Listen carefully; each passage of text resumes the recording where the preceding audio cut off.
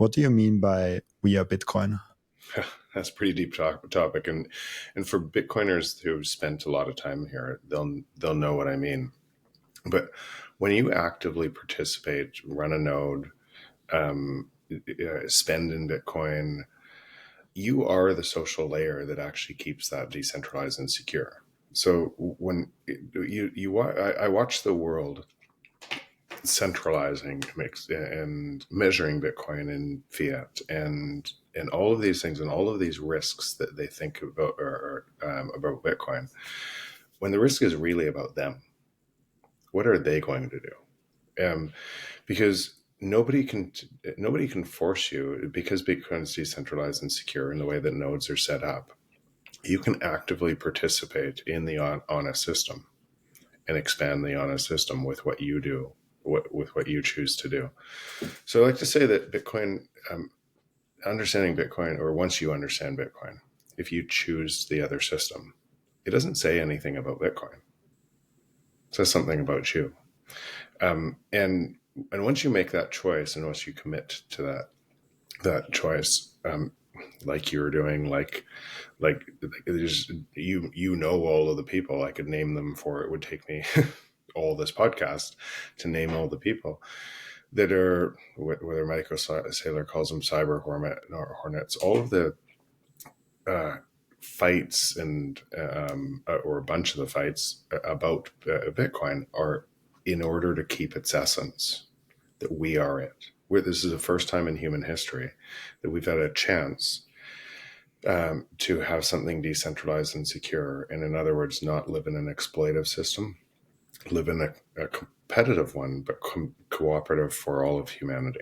And it's such a big deal that I understand when I'm saying this, the vast majority of the world doesn't understand what I'm saying and will push back because they're of fear and their existing cognitive dissonance of what this is, what this state change looks like. But once you do understand it, you can be an active participant. That active participant in the network is the same thing that through the nodes, through the economic nodes, through the looking for attack vectors and being in front of those attack vectors way before they even happen, and building kind of freedom tech. All of those people, what you're doing, teaching other people, starting their journey down, all of those people become the network.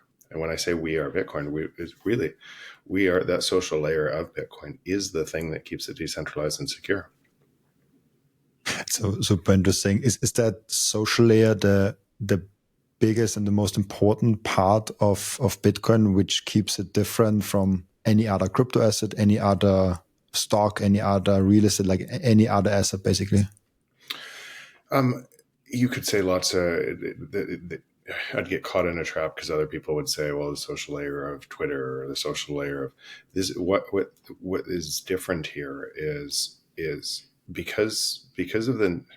You know this. Many of your viewers do. Some of your viewers might not, because of the way the mining is set up for rewards, and then how you can run a node and audit that system and hold them accountable for the open source software that you download, and you can check everything, and you can hold them accountable and audit that time chain every 10 minutes. And then you can spend in it, and you can increase the kind of economic nodes that are driving it in this. All of those things make you an active participant or not. If you buy Bitcoin on an exchange, and I'm not throwing sand or darkness or shade at somebody else that is doing that, because that might be their first step into the journey. But if you're buying it on an exchange and you're measuring it in US dollars, you're measuring Bitcoin from the system that's centralizing. So you're giving your power to the centralization, because, and you know, I've talked about this lots before, but if the natural state of the free market is deflation, then all prices should fall forever. Anything that's stuck, anything that creates extra margin, anything that feels like isn't abundant, will create a swarm of entrepreneurs attacking it with different ideas because of the margin opportunity. So there can't be any monopoly in a free market. can't look like all of the view of people's world today is a reflection of the system we live in. And what a lot of people are scared of in Bitcoin is it just repeats that system, but it can't, as long as it stays decentralized and secure. When I say we are Bitcoin, once you understand that, you're never going, once you really understand that, I don't know very many people who've really understood this and then made a choice to go back to the dishonest system. And because that's what it would have to do. That's what I would have to do. I am not going back, no matter what. This is, and I know many people that aren't. And so on one side, people would say, well, what if Bitcoin goes to zero? Okay, then it goes to zero. But the only way it could go to zero is if everyone chose to go back. So let's talk about some real potential risks to Bitcoin. And I would say that there's two major risks to Bitcoin that both of what I'm saying here solve. One would be quantum. At some point, you could say quantum is never going to happen, and that might be true, but I would say that that's more of an edge case now. That at some point, whether through what Microsoft's doing with hardware to be able to make and then software, we will likely get to quantum. Might be 10 years, might be 5 years, might be 20 years, might be never.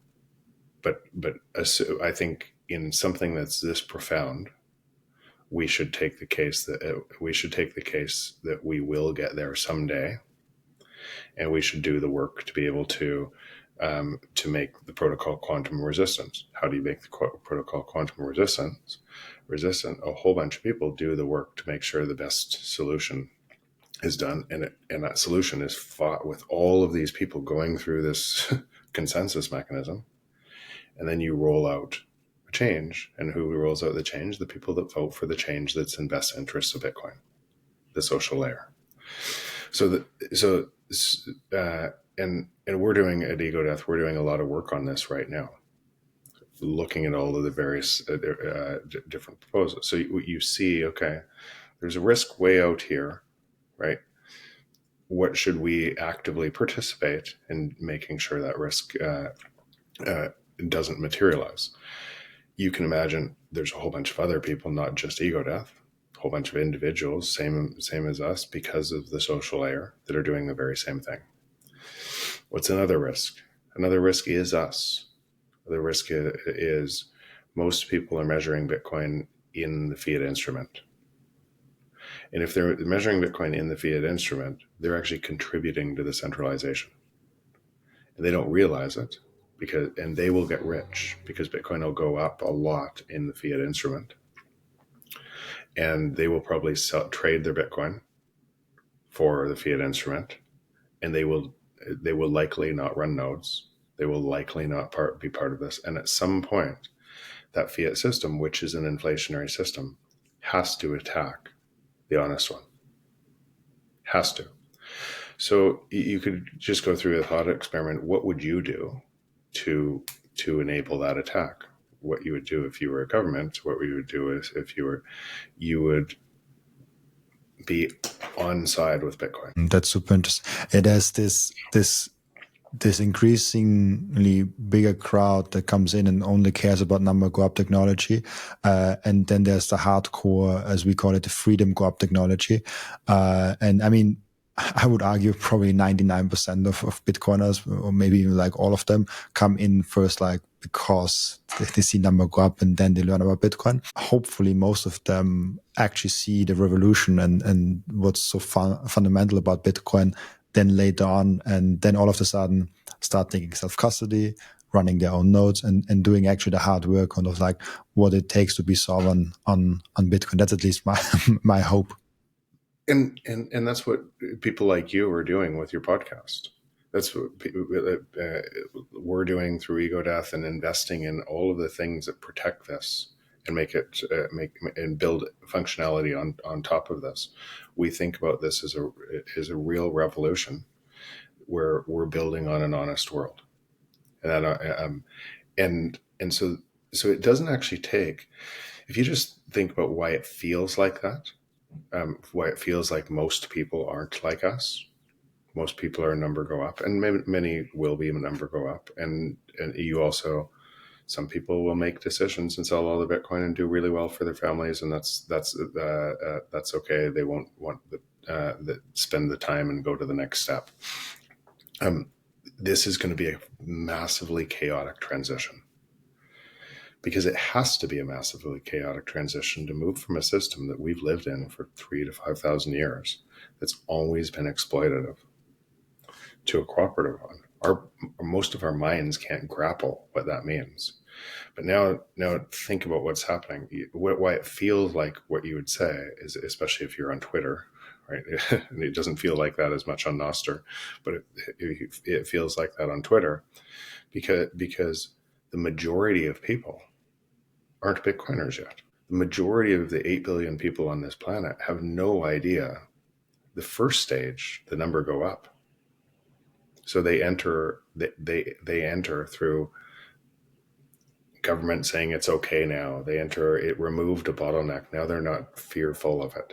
And so they start in that giant funnel, way up the top, and many of them will move down to where you are, where I am today, and contribute. It doesn't take 8 billion people contributing to this network to keep it decentralized and secure.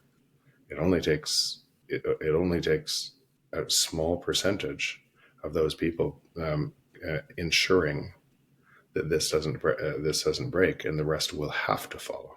This is actually a question that I have a lot, because we know most people use things and don't understand how they work. Like you drive a car, you know how to drive a car, but most of them don't know how this actually works, or the TCP/IP protocol. I think that's also something we discussed in the first episode with you.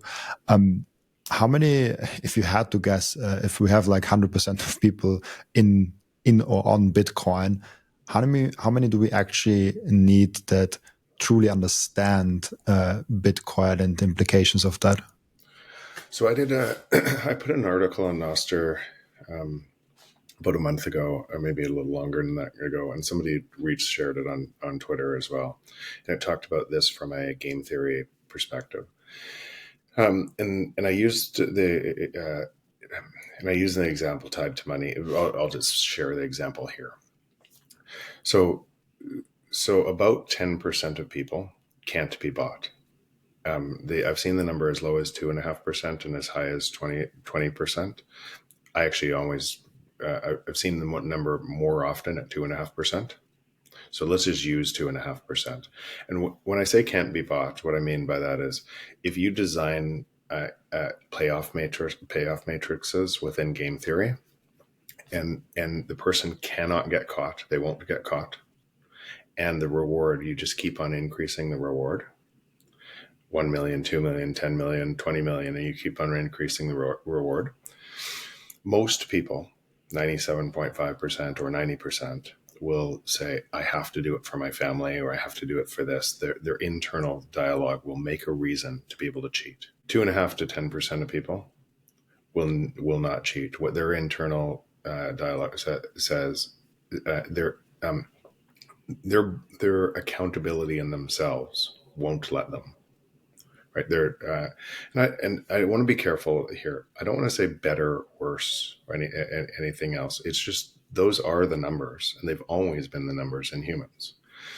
And so those ask pretty deep, fundamental questions. Who are you? Not who is everybody else. What would you do in that exact example? Now take money.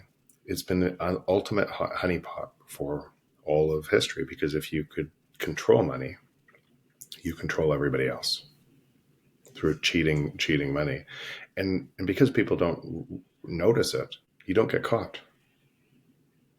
So what would the world look like if 97.5% of people wouldn't get caught, and they can cheat money, and they can create all of our history books about what the world looks like? Look exactly like it has through this control system. And what it would also look like is the 2.5% of people would have been killed by the cheaters, right? And who do you now, when you think about the 2.5% of people that are killed by the cheaters, who are they? They're actually probably most of our religious figures. They're probably Gandhi. They're probably Martin Luther King. They're a bunch of people who stand out as different from everybody else, really scarce, right? And we celebrate them even today because we want to be like them. It's talking about it's talking about what humans are reaching for, a higher frequency that they can't, that they can evolve to, but they don't get there. So we celebrate those same people today, but we go back to the system that always cheats. Now, 2.5% of people in Bitcoin running nodes, running economic nodes, creating value is way more than enough people to keep this decentralized and secure. Way more than enough people. And so what will the most of the people do that have always just gone with it, whatever they're going to cheat, because if they don't, somebody else will before them? What will they do in the honest system? That they'll be more inclined to be one of the 2.5%. Be more inclined to, and you can see this through Bitcoin's early, like this is only 16 years, but you can see it through its early evolution to today. Every single person who's cheated the network, and by cheated the network, tried to accumulate more through a different coin or done this, would have been better off if they were just an honest participant. The truth that Bitcoin rewards, and the holding and the perseverance of just not being fancy with your with your stack and just doing the boring accumulating of Bitcoin, which is really hard for humans to do, apparently, of just sticking on a stack. So look at Roger Ver. Like charged, like he would have been he'd been wealthier than Michael Saylor. They called him Bitcoin Jesus. He was on the other side of the 2017 trying to centralize Bitcoin, and he talks about it today. And he had to write a book because he's broke, and he's trying to matter again. And he talks about it today, and he's rewriting history. Because imagine having all that and all of that ability, and just side with the honest network instead of trying to consolidate more. Imagine what it would look like him, what would be going on in his brain when his life looks like it does now, compared to what just being on the honest network would look like. And it would create this derangement syndrome, because and you'd hate the honest chain, just like what's happening. You'd have to tell yourself something that I was the hero trying to save this. You'd have to create a different narrative to be able to kind of live with kind of that massive change in what you did. And over and over again, you see this. You see the FTX. You see, and we'll see, just because 90% of that 97%, 97.5% of people will cheat. Why this will be chaotic is you have to expect it. Something interesting. Do you think there will come again a point in Bitcoin's history, something like a block size war 2.0? Not just possibility, guaranteed. Guaranteed. There'd be all sorts of chaos. There has to be, and there has to be because the systems are incompatible, and most people, by most 99.9%, are measuring. You've never seen the world that I describe, right? When I keep saying Bitcoin isn't going up, prices are falling against it. That is the free market. And Bitcoin is measuring the first global free market that's ever existed. So all of the others, why you see Trump today, and many people are giving that strength more strength, right? Elon Trump better than Biden, Biden and the globalists. And well, that might be true kind of on the surface of it. Because you want to rip out all of the deep state and everything else, that whole infrastructure apparatus came as a result of a control system printing money. How could it change from that system? It just has to consolidate power to somebody else. Thank you for watching this video. This was only a snippet of the podcast. And if you want to watch the full episode and get all of the context of this episode, you can click right here or here. Oh, maybe also here.